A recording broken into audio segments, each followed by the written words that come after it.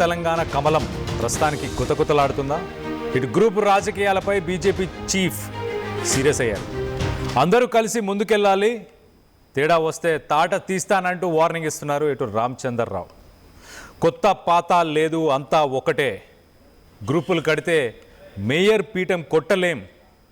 అలాగే ఇండైరెక్ట్గా ఇటు బండి ఈటలను అటాక్ చేశారంటూ కమలదండు అయితే మొత్తానికైతే రెస్పాండ్ అయినట్టు తెలుస్తుంది.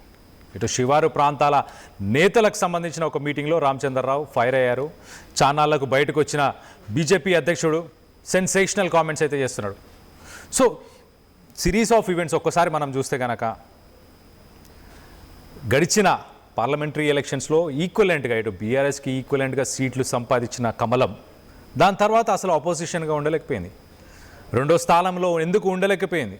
బీజేపీకి సంబంధించిన అగ్రనాయకులు ఢిల్లీకి ఎంపీలందరినీ పిలిచి కూర్చోబెట్టి క్లాస్ స్పీకర్ ఇదే అడిగారు, ఎందుకు కాంపిటేటివ్గా ఉండలేకపోతున్నారు, ఎందుకు అగ్రెసివ్గా వర్క్ చేయలేకపోతున్నారు, రెండో స్థానానికి మీరు రాగలిగితే మొదటి స్థానానికి ఎలా వెళ్ళాలో మేము చెప్తాం కదా అంటూ క్లాస్ స్పీకర్. సో మొత్తం మీద రామచంద్రరావు ఇటు కిషన్ రెడ్డి దానిపై రియాక్ట్ అయ్యారు. గ్రూప్ రాజకీయాలు జరుగుతున్నాయి, ఎవరో ఇన్సైడర్ ఉన్నారు, మా దాంట్లో ఒక స్పై ఉన్నారు అని చెప్పేసి